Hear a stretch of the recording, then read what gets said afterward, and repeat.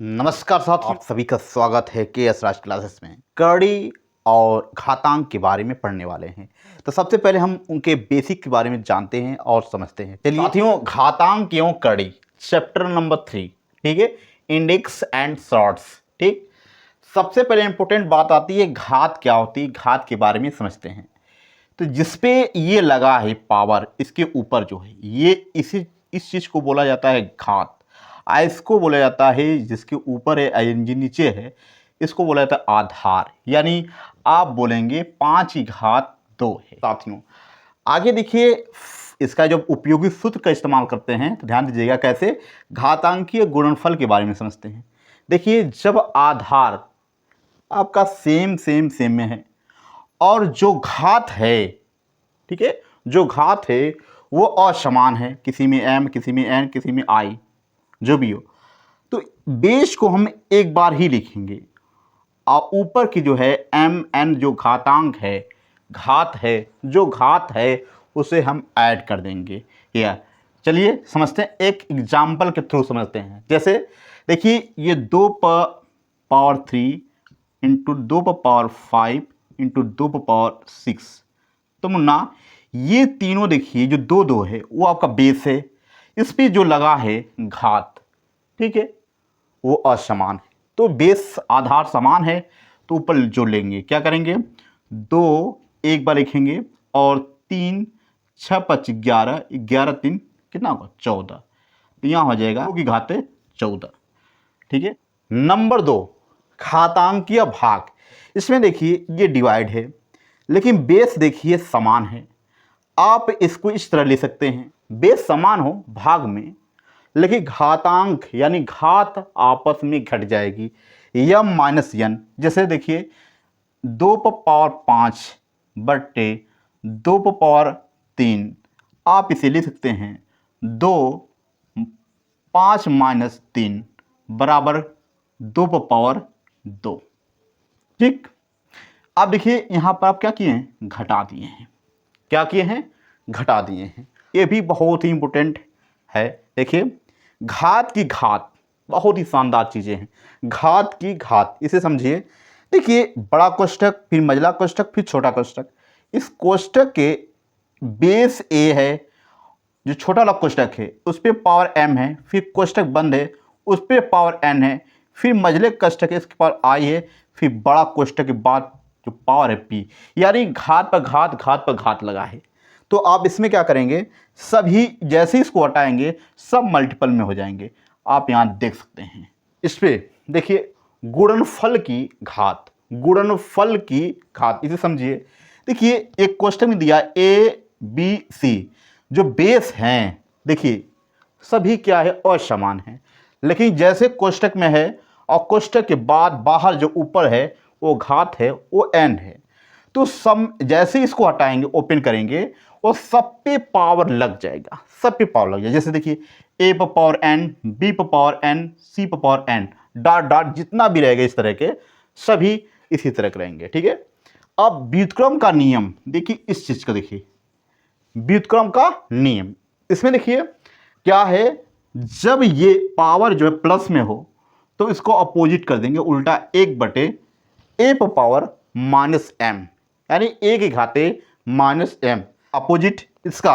अगर पावर, यदि आधार के पावर जो रहेंगे, घात रहेंगे, वो माइनस में रहेंगे तो इसका उल्टा हो जाएगा 1/a के घाते प्लस के n, क्योंकि पहले ही क्या दिया है, घात माइनस n, इसलिए ये प्लस में रहेगा।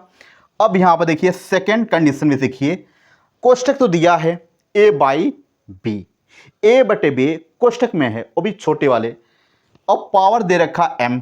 ठीक, तो जब इन चीजों को क्या करोगे, उल्टोगे, व्युत्क्रम करोगे, तो ये b/a, तो ये वाला सिंबल देखिए यहां प्लस है, दिखाई तो नहीं दे रहा है क्योंकि छुपा हुआ है।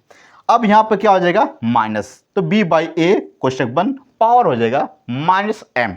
आगे देखिए, यही इसका थोड़ा सा उल्टा ये है, x/y, ये हुई छोटे कोष्ठक में, छोटे कोष्ठक में x/y और पावर दे दिया है माइनस n। तो अब इसका उल्टा करेंगे, व्युत्क्रम का लिखेंगे, इसका व्युत्क्रम लिखते हैं हम y/x। जैसे ही y/x लिखेंगे, इसका जो पावर है अगर माइनस में तो ये क्या हो जाएगा, प्लस में हो जाएगा।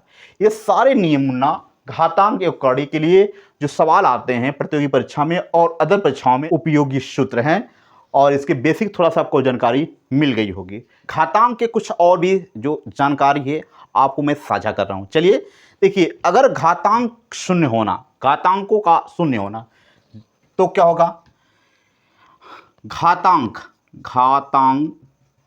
का शून्य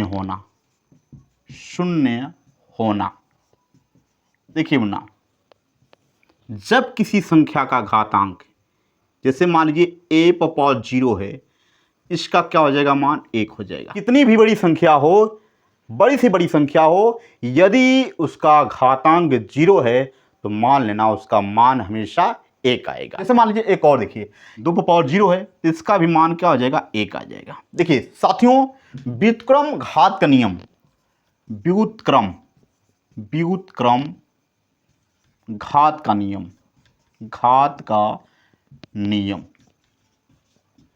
चलिए साथियों, जैसे पावर a/n है बराबर b है, ठीक है, तो क्या होगा, तो आप सिंपल सी बात करेंगे, क्या इसको उलट देंगे, क्या b पर पावर हो जाएगा a बराबर b पर पावर 1/n हो जाएगा। इसका उल्टा है ये। अगर a पर पावर n है, b बराबर a पर पावर n बराबर b है, तो इसका व्युत्क्रम ये होगा a बराबर b पर पावर 1/n। यदि a पर पावर 1/n बराबर b के है, तो क्या होगा, तो a बराबर b पर पावर n होगा।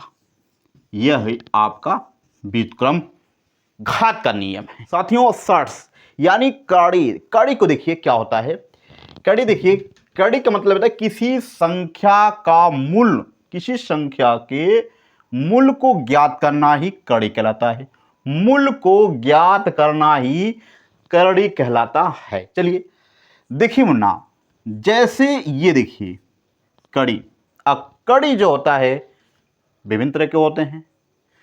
अगर इसके मुंह में 2 है तो ये हो जाएगा स्क्वायर रूट, जिसे बोलते हैं वर्गमूल, स्क्वायर रूट। अगर 3 है तो बोलते हैं, क्या बोलेंगे, क्यूब रूट। यदि 4 है इसके मुंह में, 4th रूट, फिर उसके बाद 5th रूट, 6th रूट, ये चलता जाएगा। 4th root. ये कड़ी के तरह के कड़ी होती हैं। 2 तरह की कड़ी होते हैं। कड़ी 2 तरह के हैं, एक समान कड़ी और दूसरा है असमान कड़ी। चलिए इस पे नजर डालते हैं। इसमें देखिए 2 चीज बहुत ही इंपॉर्टेंट है समान कड़ी में। क्या चीज है, देखिए अंडर रूट, यदि ये जो है,